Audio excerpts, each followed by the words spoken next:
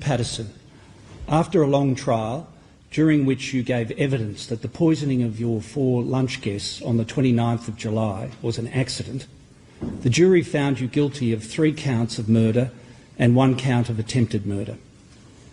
In other words, the jury necessarily found that you deliberately served poisoned meals to Gail and Don Patterson and Heather and Ian Wilkinson, and that you did so intending to kill them. Only Ian Wilkinson survived. The maximum penalty for murder is life imprisonment, and for attempted murder, 25 years imprisonment. Murder is also a standard sentence offence, and the standard sentence offence for murder is 25 years imprisonment. The prosecution submits, and your counsel concedes, that your offending falls into the worst category of offending for these offences, and that you should receive the maximum penalties for your crimes. I agree, for reasons that I will come to in due course. The prosecution also submits that, having regard to the horrendous nature of your crimes, I should not fix a non-parole period. In other words, the prosecution submits that you should never have the opportunity of being released from prison on parole. Your counsel challenged this submission, relying principally on the harsher than usual conditions of your imprisonment, which both sides agree are likely to continue for the foreseeable future.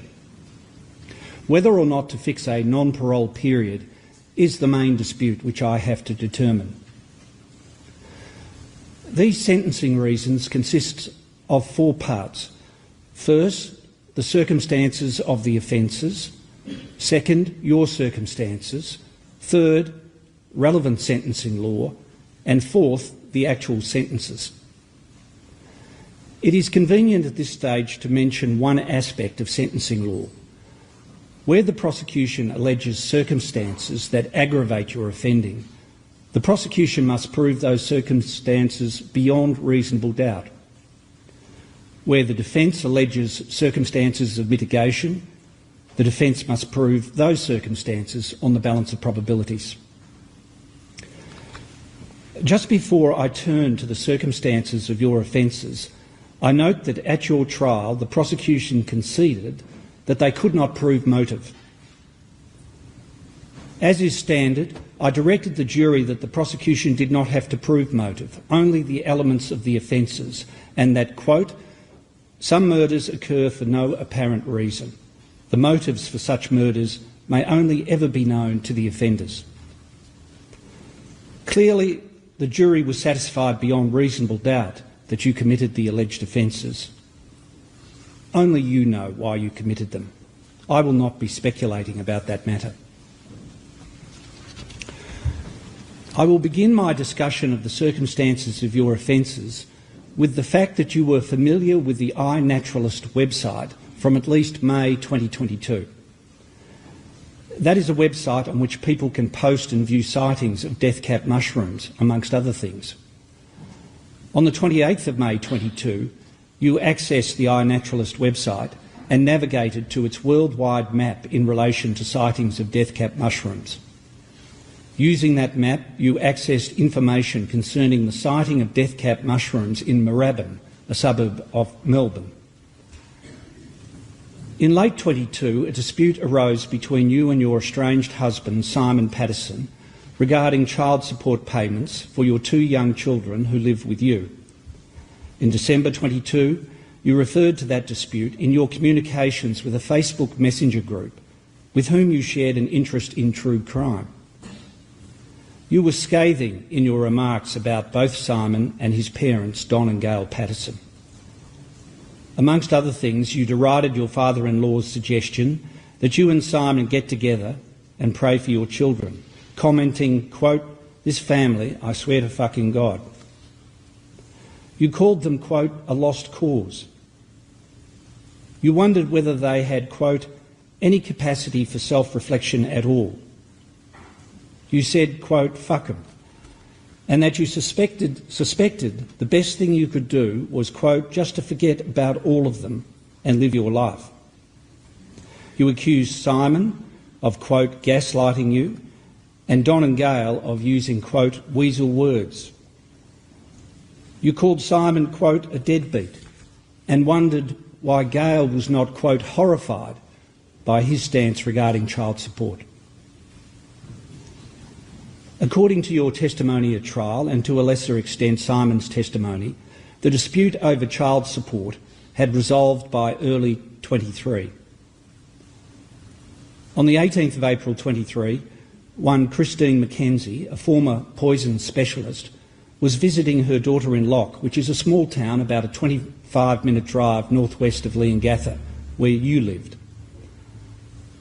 Miss McKenzie observed death cap mushrooms in Lock Reserve and posted details of her observations, including photographs, on the iNaturalist's website the same day.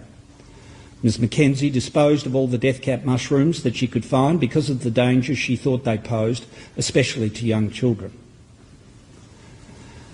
On the morning of the 28th of April 23, your mobile phone, which was never recovered by investigators, connected to certain cell towers consistent with a possible visit by you to the Lock Reserve. That afternoon, you purchased a food dehydrator in Leongatha. Between the 28th of April and the 4th of May 23, you photographed forage mushrooms on the trays of your dehydrator. The images were found by investigators on a Samsung tablet later seized from your home. Dr. Tom May, a world-renowned expert in fungi, gave evidence at your trial that those images were, quote, consistent with death cap mushrooms to a high degree of confidence. On the 21st of May 23, Dr. May observed death cap mushrooms in Nielsen Street, Outram. Outram is a small town about a 23-minute drive southwest of Leongatha. Later that day, Dr. May posted details of his observations, including photographs, on the iNaturalist website. On the morning of the 22nd of May 23, your phone connected to certain cell towers, consistent with a possible visit by you to Lock Reserve. Later that morning, your phone connected to certain cell towers, consistent with a possible visit by you to Nielsen Street, Outram. On the 24th of June 23, you hosted a lunch at your Leongatha home, attended by Don and Gail and your children. You had invited Simon to that lunch, but he declined, saying in a text message, quote, "Hi, Erin. Thank you for your kind lunch invite, together with Mum and Dad. I'm sorry, I'll decline, as I feel too uncomfortable about it." Between the 28th of June and the 7th of July 23, there were a series of messages between you and Gail in which you falsely represented that you had undergone a needle biopsy for a lump in your arm and an MRI. In response to a message from Gail as to how you got on with your medical test, you messaged her on the 7th of July 23 that, quote, "There's a bit to digest with everything that's come out of it all. I might talk more about it with you both when I see you in person." On the 16th of July 23, you attended the Sunday service at the Corumburra Baptist Church, where Ian Wilkinson was and is the pastor. After the service, you invited Gail and Don Patterson and Heather and Ian Wilkinson to lunch at your home at Gibson Street, Leongatha, on the 29th of July 23. Both the Pattersons and the Wilkinsons were surprised by the invitation, as the Wilkinsons had never previously been invited to a meal at your home. You also invited Simon, telling him that you had invited his parents and his aunt and uncle. You told him you had some important medical news which you wanted to discuss at the lunch, and that you did not want the children to be present. Simon initially accepted your invitation and informed his parents that the purpose of the lunch was to discuss your medical issues and how to inform the children. On the evening of the 28th of July 23, Simon and you exchanged messages. Simon's read, quote, "Sorry, I feel too uncomfortable about coming to the lunch with you, Mum, Dad, Heather and Ian tomorrow. But I am happy to talk about your health and implications of that at another time if you'd like to discuss on the phone. Just let me know." You replied 5 minutes later, quote, "That's really disappointing. I've spent many hours this week preparing lunch for tomorrow, which has been exhausting in light of the issues I'm facing, and spent a small fortune on beef eye fillet to make beef Wellingtons, because I wanted it to be a special meal, as I may not be able to host a lunch like this again for some time. It's important to me that you're all there tomorrow and that I can have the conversations that I need to have. I hope you'll change your mind. Your parents and Heather and Ian are coming at 12:30. I hope to see you there. On Saturday the 29th of July 23, you served your 4 lunch guests individual beef Wellingtons, which were deliberately poisoned with death cap mushrooms. You gave evidence at your trial that had Simon attended the lunch, you would also have served him a beef Wellington. I accept the evidence of Ian Wilkinson that you served your guests their meals on 4 grey plates, while your individual beef Wellington was on a smaller orangey tan coloured plate, a fact that Heather also commented on to Ian and Simon the next day. I find that you did this to ensure that you did not mistakenly consume a poisoned meal. I also accept the evidence of Ian Wilkinson that at the conclusion of the meal, you falsely told your guests that you had been diagnosed with cancer and sought their advice as to whether and how you should break the news to your children that you had a life-threatening illness. Not long after this conversation started, your son and his friend, who had gone to a movie, returned home. The conversation about cancer ceased, but not before all your lunch guests, at Ian's suggestion, prayed for your health. Soon after, they left. Around midnight to 1 a.m. on Sunday the 30th of July 23, all of your lunch guests fell seriously ill, suffering repeated vomiting and diarrhoea. On Sunday morning, Gail and Don informed Simon of their conditions and called an ambulance which took them to nearby Corumburra Hospital. Simon attended the Wilkinson's home to find that Heather and Ian were similarly unwell. He took them first to Corumburra Hospital but was redirected to Leongatha Hospital because of limited resources. By way of contrast, you made a round trip of approximately 2 hours on Sunday afternoon to take your son to a flying lesson at Tyab. By the Sunday evening, Don and Gail had been transferred to Dandenong Hospital.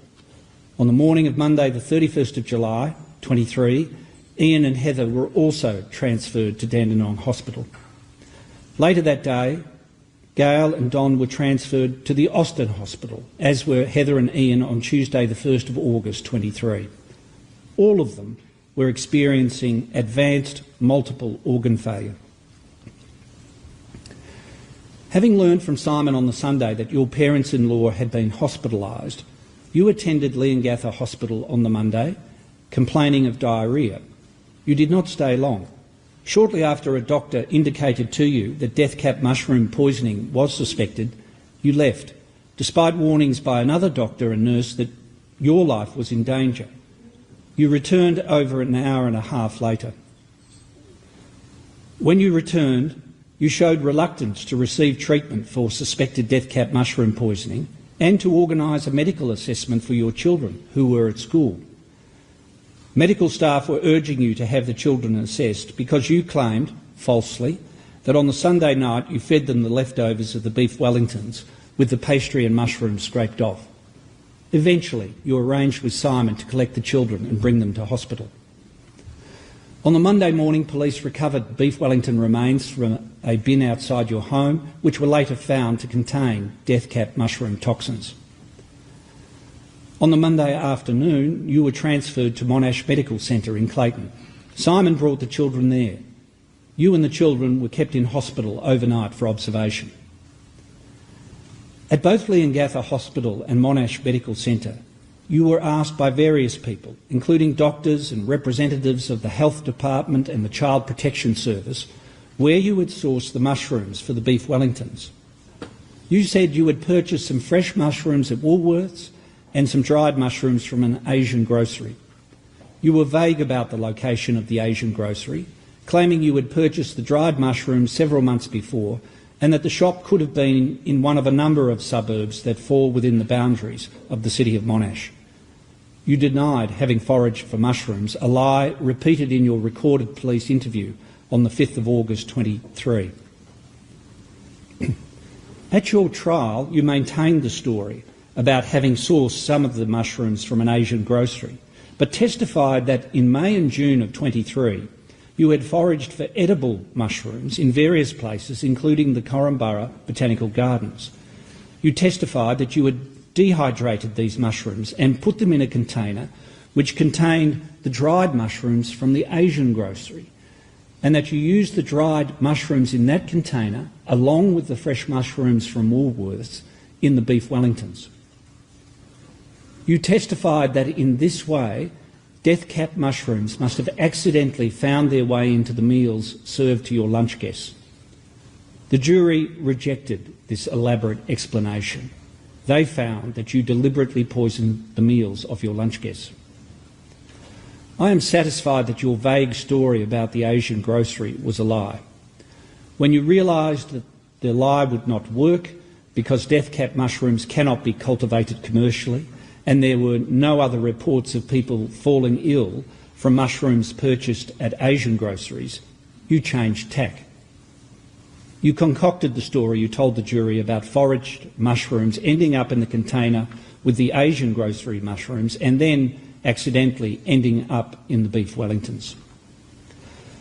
On the afternoon of Tuesday the 1st of August 23, you and the children were discharged from Monash Hospital. On the morning of the 2nd of August 23, you disposed of your dehydrator at a local tip, the Coonawarra transfer station. On the 4th of August 23, investigators recovered your dehydrator from the tip. Forensic examination revealed that the dehydrator contained traces of death-cap mushrooms.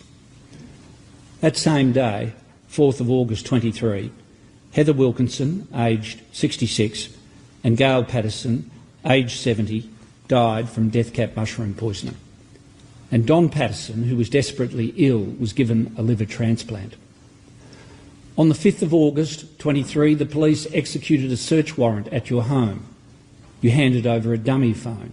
It was not the phone that you had been using throughout most of 23, the phone which on the 28th of April 23 had connected to certain cell towers indicating a possible visit to Lock, and which on the 22nd of May 23 had connected to certain cell towers indicating possible visits to Lock and Outram.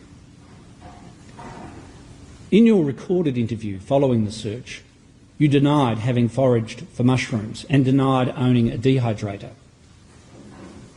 Late on the 5th of August 23, Don Patterson, aged 70, died from death-cap mushroom poisoning. Ian Wilkinson very nearly died, but gradually his condition improved. On the 21st of August 23, he was discharged from the intensive care unit to a ward at the Austin Hospital. On the 11th of September 23, he was moved to the Heidelberg Repatriation Hospital. On the 21st of September 23, he was discharged home. He has not fully recovered. He has reduced kidney function, ongoing respiratory issues and reduced energy. On the 2nd of November 23, the police executed another search warrant at your home, seizing more electrical devices. You were arrested and charged. You have been in custody ever since. Let me now summarise the aggravating circumstances of your offending. Your offending, which resulted in the death of 3 people and near death of another, involved substantial premeditation. I am satisfied that by the 16th of July 23, when you unusually invited Simon, his parents and his aunt and uncle to a lunch without the children to discuss your non-existent medical issues, you did so with the intention of killing them all. The dehydrator, which you purchased in late April 23, enabled you to preserve death-cap mushrooms, which you put into the individual beef Wellingtons served to your guests. Whether those death-cap mushrooms came from Lock on the 28th of April 23, or from Lock or Outram on the 22nd of May 23, or from another location in May or June of 23, 2023, as you suggested in your testimony, is in my view of no great moment. After learning from Simon on Sunday the 30th of July 23 that some or all of your lunch guests had been hospitalised, you showed no pity for your victims. Instead of informing those treating the Pattersons and Wilkinsons that you had used foraged mushrooms, which you could have done without having to admit that you had deliberately poisoned their meals, you repeatedly denied foraging, insisting that the mushrooms for the beef Wellingtons were sourced solely from Woolworths and an Asian grocery. We will never know whether revealing the use of foraged mushrooms would have made a difference. But the administration of the drug psilocybin, which is a specific antidote for death cap mushroom poisoning, was not commenced on the 30th of July 23 because at that stage the evidence regarding the type of toxin was inconclusive. Similarly, the administration of NAC to preserve the victims' livers from toxins was not commenced until almost midnight on the 30th of July 23 for Don Patterson and on the 31st of July 23 for the others. The prosecution submitted that I should infer from your pitiless behaviour that your intention to kill was ongoing and that this constitutes an additional aggravating circumstance. I accept that submission. As the Wilkinson's daughter, Ruth Dubois, remarked in her victim impact statement, you, quote, followed through on your lethal plan. Your lunch guests each suffered severe gastrointestinal illness on the Sunday and Monday prior to being sedated and mechanically ventilated. Their suffering was protracted. And Ian Wilkins suffers ongoing health issues. This aggravates your offending. The prosecution submitted that you must have anticipated that your victims would suffer in the way they did. I am satisfied of that beyond reasonable doubt. It is implausible that you would have selected death cap mushrooms without ascertaining how they would work upon your victims. Further, the devastating impact of your crimes is not limited to your direct victims. Your crimes have harmed a great many people. I will expand on this aggravating circumstance when I turn to the victim impact statements. In addition to denying the use of foraged mushrooms, you engaged in an elaborate cover-up of your guilt. I find that you disposed of the 4 grey plates on which you served the poisoned beef Wellingtons. You falsely made out that you had fed your children leftover beef Wellingtons with the pastry and mushrooms scraped off. You feigned illness. You disposed of the dehydrator soon after you were released from hospital. You maintained the vague story about sourcing dried mushrooms at an Asian grocery and had the gall to tell police in your recorded police interview that you had been very, very helpful to the health department in its investigation of the incident. You disposed of your phone and provided police with a dummy phone. You lied to the police in your recorded police interview about various matters. Finally, and most importantly, your offending involved an enormous betrayal of trust. Your victims were all your relatives by marriage. More than that, they had all been good to you and your children over many years, as you acknowledged in your testimony. Not only did you cut short 3 lives and cause lasting damage to Ian Wilkinson's health, thereby devastating the extended Patterson and Wilkinson families, you inflicted untold suffering on your own children, whom you robbed of their beloved grandparents. The victim impact statements reveal the immense and ongoing anguish suffered by your many victims, direct and indirect. No summary could do justice to the individual and collective power of those statements. It is not my intention here to summarise or refer to every statement, but rather to highlight some key aspects. 4 generations of the extended Patterson and Wilkinson families have been traumatised by your crimes, not to mention their friends. Don's mother, Martha Patterson, who is aged 100, made a victim impact statement. In it, she prayed for God's healing for her family. Gail and Heather's father, now deceased, also reached his 100th birthday in 2024, but tragically only one of his three daughters, Lynn Young, whose statement was read to the court, was alive to mark that milestone with him. And there are many references in the statements to the trauma experienced by the Patterson and Wilkinson grandchildren.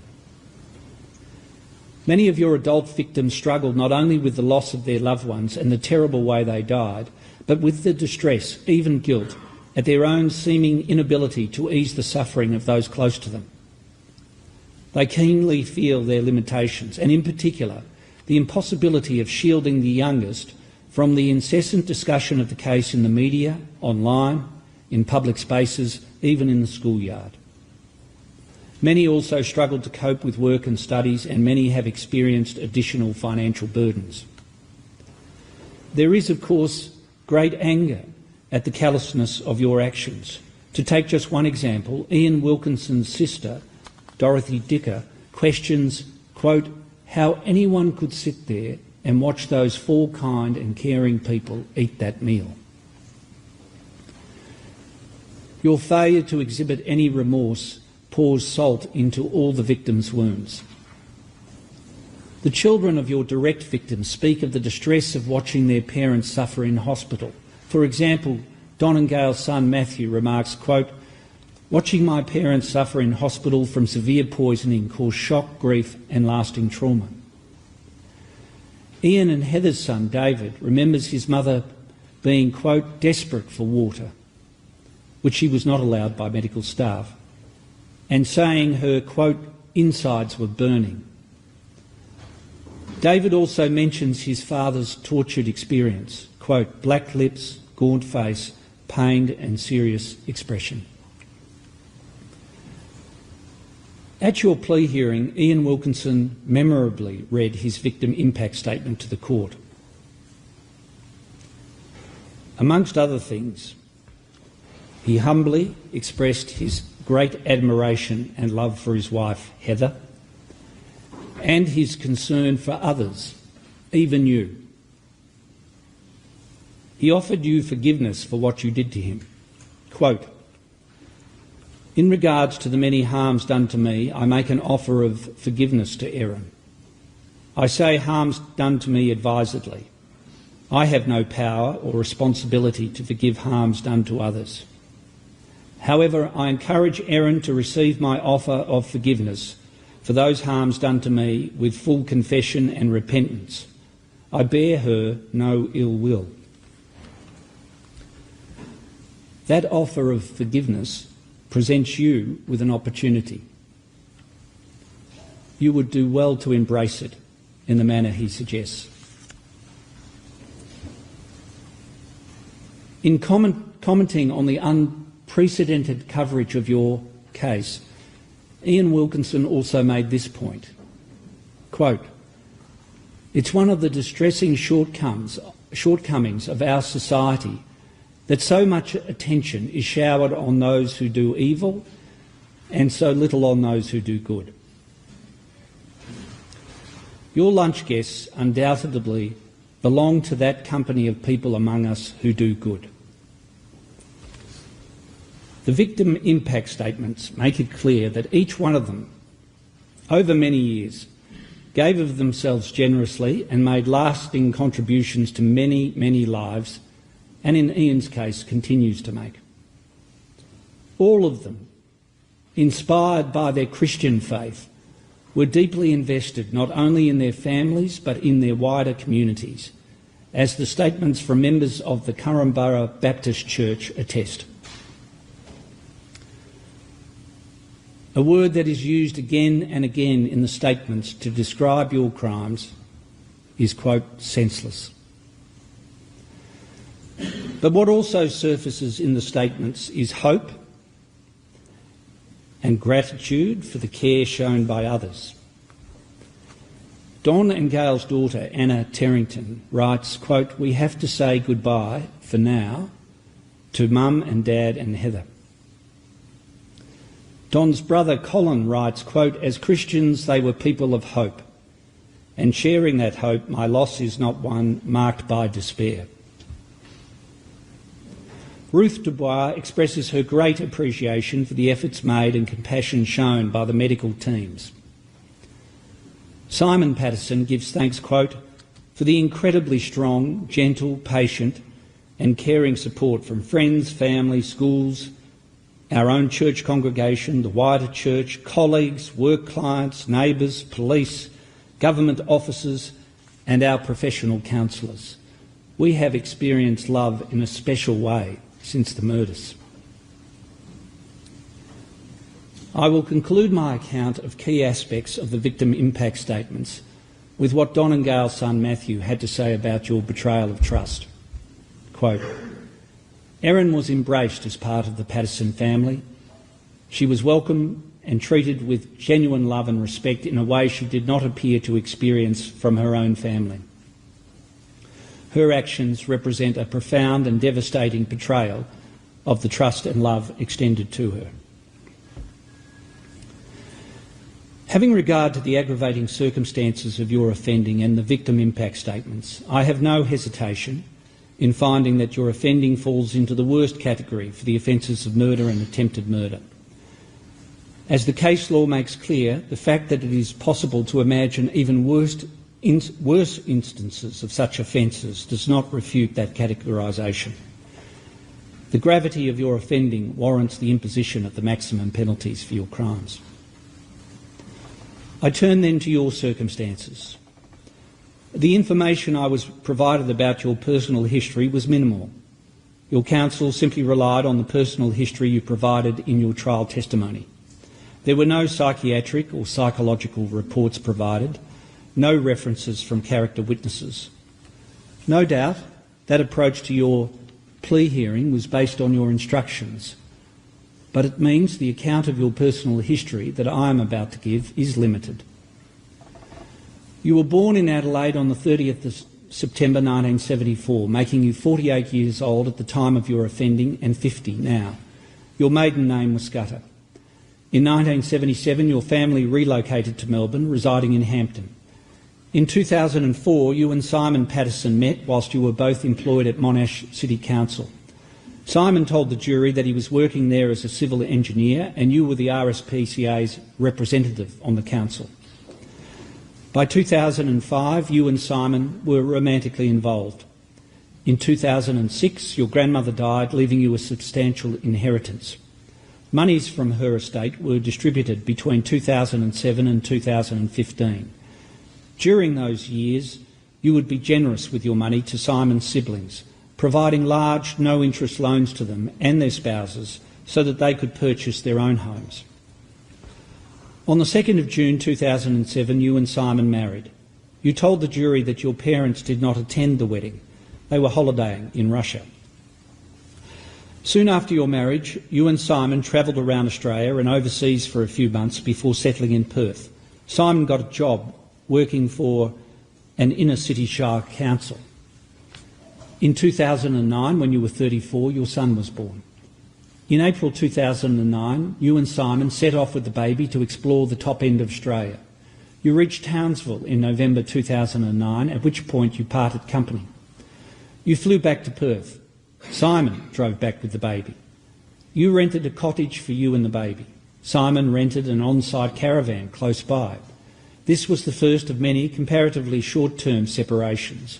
You reunited by the end of January 2010. In 2011, your father died. In that year, you also opened a second-hand bookshop in Pemberton, Western Australia. In 2013, when you were pregnant, you and Simon returned to Victoria with your son to live closer to Simon's family. In 2014, your daughter was born. In 2015, you and Simon separated permanently. In 2019, your mother died, leaving you an inheritance. In June 22, you and your children moved into a newly constructed home at 84 Gibson Street, Leongatha, the home at which you served the fatal lunch on the 29th of July 23. You have no relevant criminal history. You maintain your innocence. In other words, there is no evidence of remorse. I turn now to the conditions of your imprisonment. As mentioned, you have been in custody since the 2nd of November 23. There were 2 affidavits tendered relating to your conditions of imprisonment. The first was sworn by a solicitor who acts for you and was based largely on your instructions. The second affidavit was sworn by Jennifer Hosking, Assistant Commissioner, Sentence Management Division at Corrections Victoria, who also testified at your plea hearing. Ms Hosking's evidence included confirmation of the following matters. You have a, quote, maximum security rating and, quote, major offender status.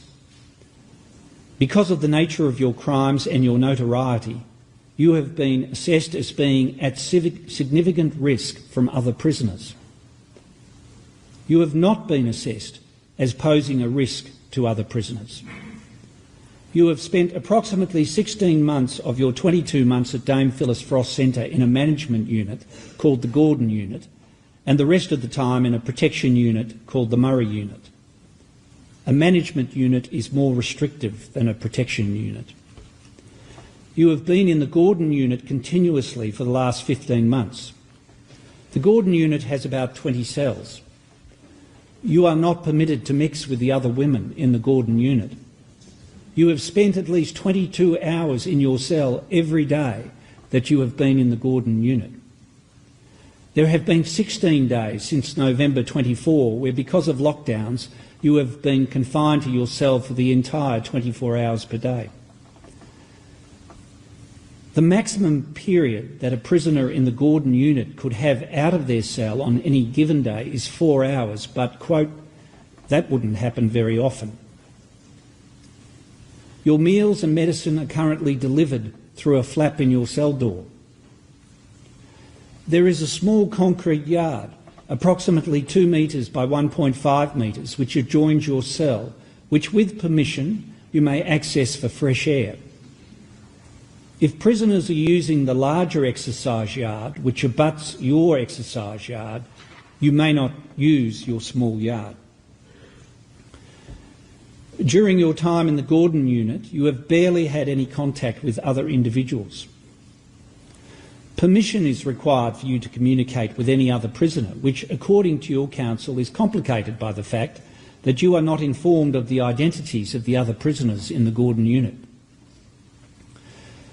You currently have approval to communicate with one other prisoner in the Gordon Unit through a wire mesh when the 2 of you are permitted to use your respective adjoining exercise yards. That other prisoner is undergoing a lengthy sentence for terrorism offences and has attacked other prisoners. You did not ask to communicate with that person and have not communicated with her. The suggestion that you should communicate with her was made by a corrections officer. There is an intercom in your cell which, if permission is granted, you may use to communicate with one other prisoner in the unit at a time, but you have not done so. In order to attend any other part of the prison, for example the visitors' centre or the library, you are driven there escorted by 2 corrections officers.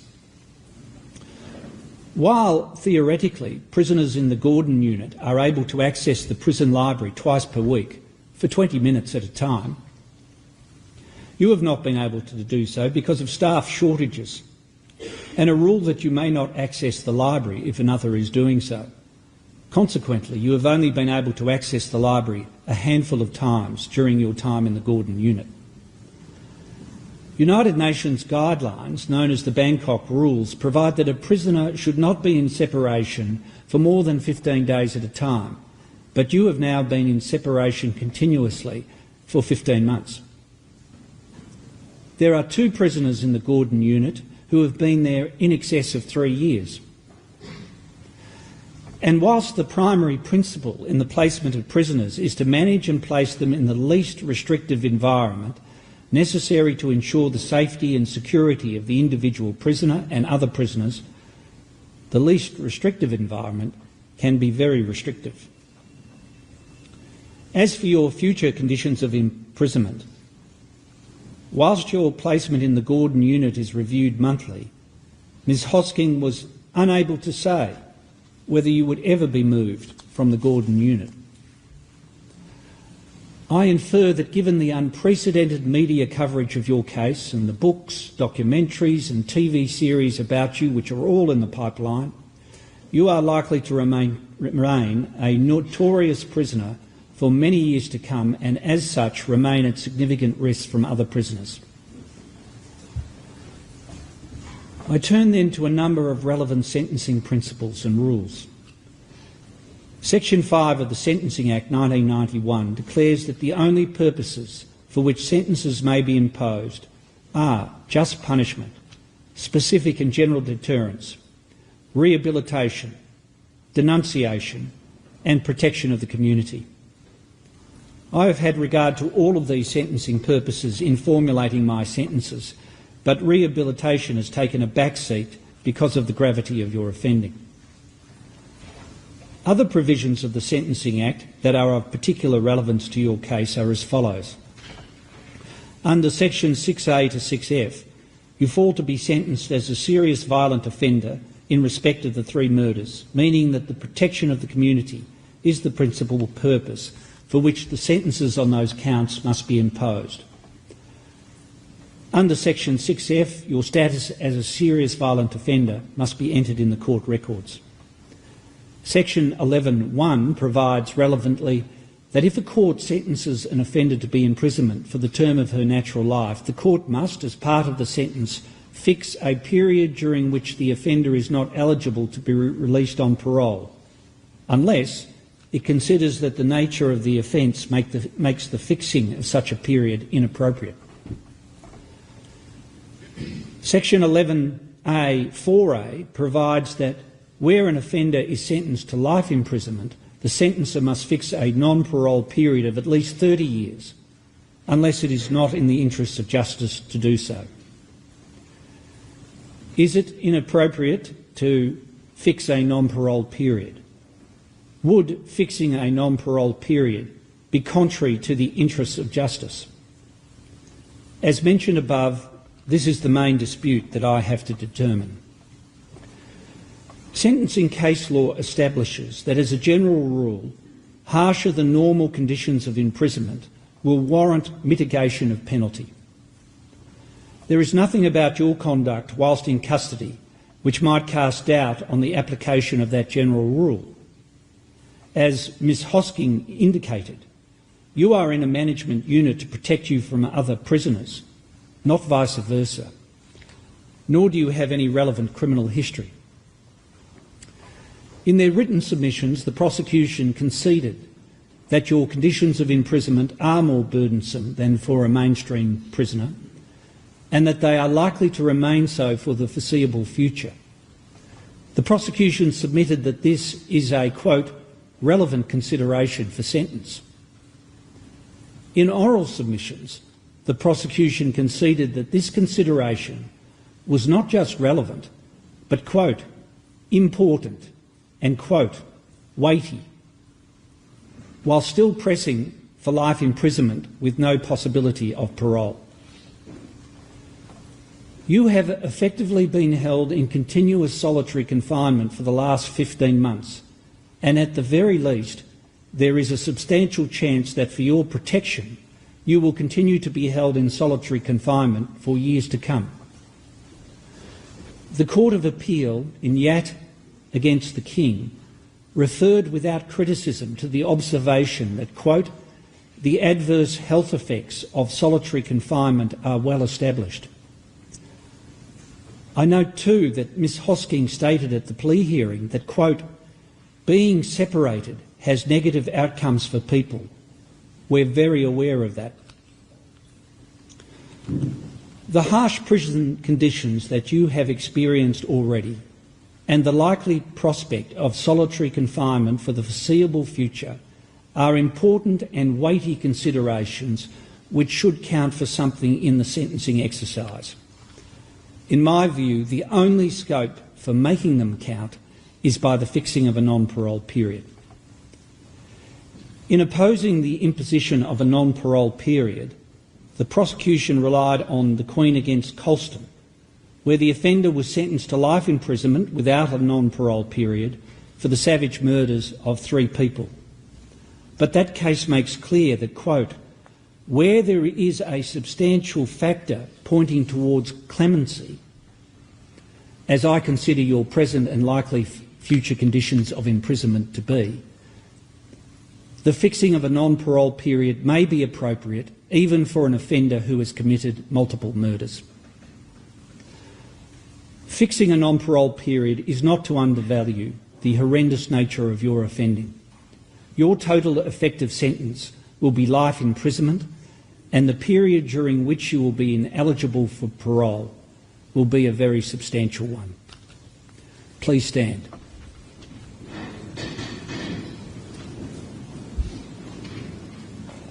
For the attempted murder of Ian Wilkinson, I sentence you to 25 years imprisonment. For the murder of Heather Wilkinson, I sentence you to life imprisonment. For the murder of Gail Patterson, I sentence you to life imprisonment.